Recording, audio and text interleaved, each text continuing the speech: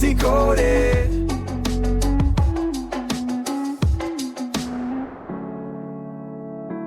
Welcome back to Book Decoded, the show that helped you quickly grasp the essence of a chosen book, perfect for busy learners.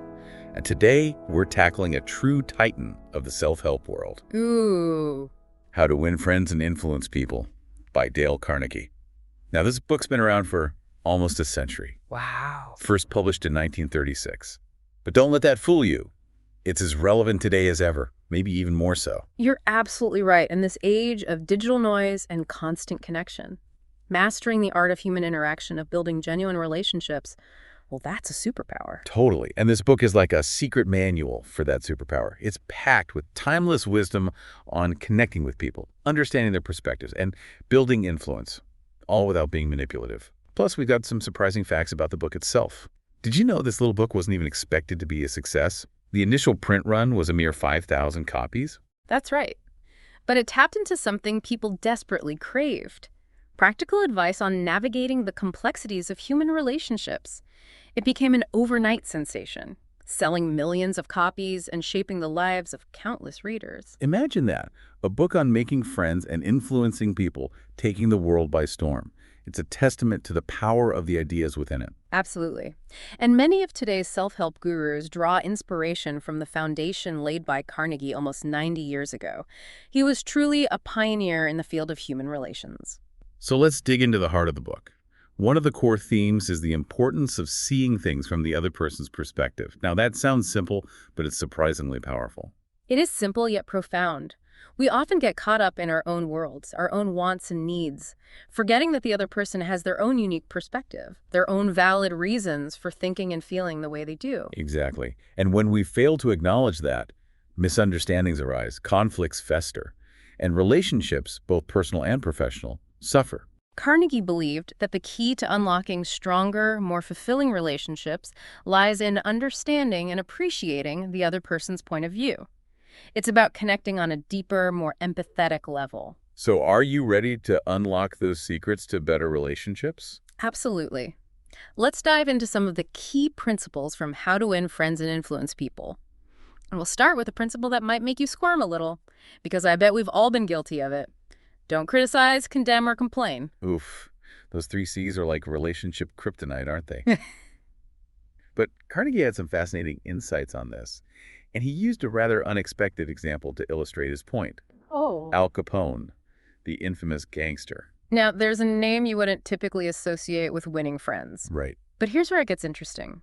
Carnegie argued that even hardened criminals, like Al Capone, justify their actions in their minds.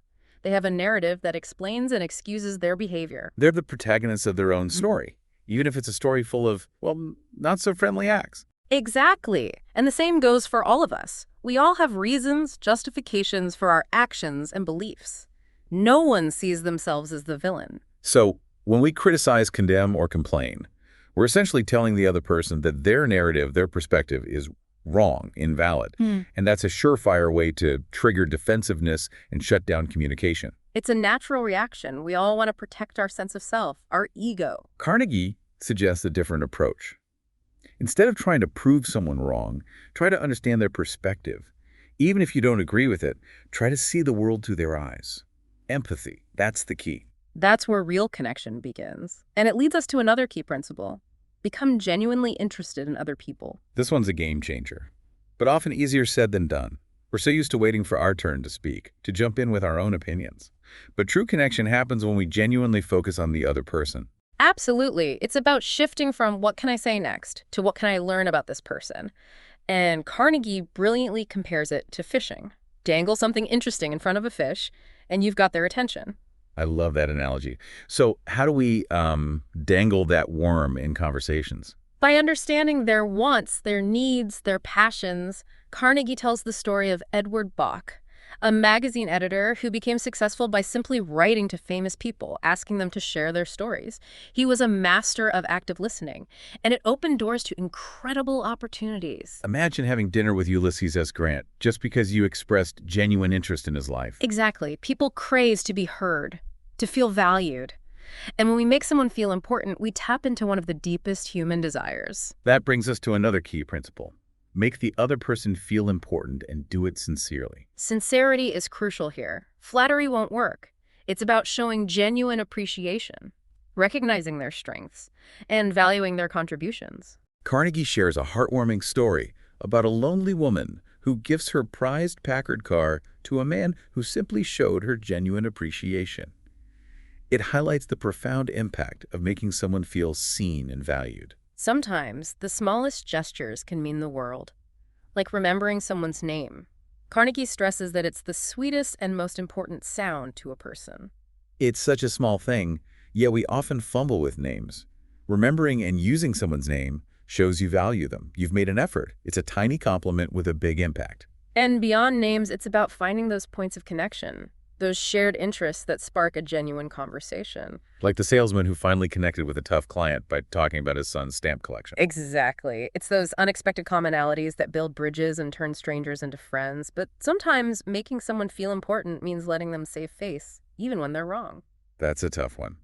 Our instinct is to correct, to point out the mistake. But Carnegie argues that this approach can backfire, damaging relationships and creating resentment. He shares the story of Charles Steinmetz, a brilliant engineer who wasn't cut out for management.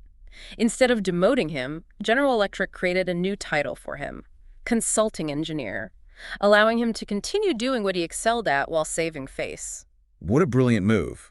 It preserved his dignity and retained his expertise for the company.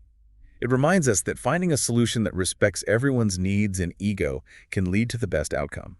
Speaking of respecting needs, another principle Carnegie highlights is be sympathetic to the other person's ideas and desires. Empathy is the key to navigating tricky situations and building trust.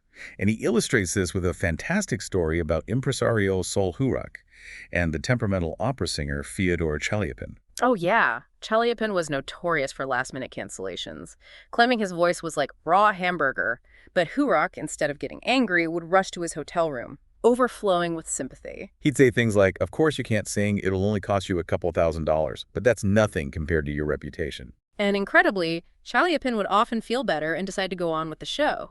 By acknowledging his feelings, Hurak masterfully turned a negative situation into a positive one. It's a brilliant example of how meeting someone where they are emotionally can diffuse tension and win them over. Yeah. But what about when we want to persuade someone, to get them to buy into our ideas? That's where Carnegie's principle of talk in terms of the other person's interest comes in. It's all about finding that sweet spot where their needs and your ideas align. Precisely. Instead of focusing on what you want, shift the focus to what matters to them. Carnegie shares an anecdote about a salesman who struggled to win over a client until he discovered the client's passion for boats. Suddenly, the conversation clicked. They connected on a personal level, and the sale was made. It's amazing how finding that common ground, even something seemingly insignificant, can completely transform an interaction. Absolutely. It's about showing genuine interest in their world, their passions, their perspective. And speaking of perspectives, another crucial principle is to try honestly to see things from the other person's point of view. This goes beyond simply listening or discussing their interests. It's about putting yourself in their shoes, understanding their motivations, their fears, their aspirations. Carnegie brilliantly illustrates this with a story of a young lawyer arguing a case before the Supreme Court. He was so focused on proving his point that he failed to consider the judge's perspective and lost the case. It's a classic example of how our ego can blind us to the other side of the story. Exactly. When we're too quick to judge or dismiss another person's viewpoint, we create a barrier to understanding and connection. So, how do we break down those barriers? Carnegie suggests a powerful technique. Begin with praise and honest appreciation. It's like disarming someone with kindness. Right. He gives the example of Charles Schwab encountering employees smoking near a no smoking sign. Instead of scolding them, he offered them cigars and asked them to smoke outside. A simple act of generosity that earned him their respect and loyalty. It shows that starting with positivity can create a more receptive environment for communication. And when we do need to offer constructive criticism, Carnegie recommends doing it indirectly. He tells the story of Lyman Abbott, a preacher about to deliver a poorly written sermon. His wife, instead of directly criticizing him, suggested it would make a great magazine article. Abbott got the message and delivered a much better sermon. Subtle, yet effective. It's about preserving the other person's dignity while still getting your point across.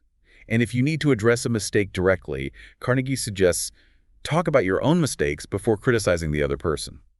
It's about acknowledging our own fallibility, which creates a space for empathy and understanding. He shares a story of Kaiser Wilhelm II, who was furious when his diplomat implied he had made a foolish statement. The diplomat quickly diffused the situation by praising the Kaiser's wisdom and admitting his own shortcomings. Humility is a powerful tool for building trust and fostering connection. And finally, Carnegie emphasizes the importance of dramatize your ideas. Dry facts and figures rarely inspire action.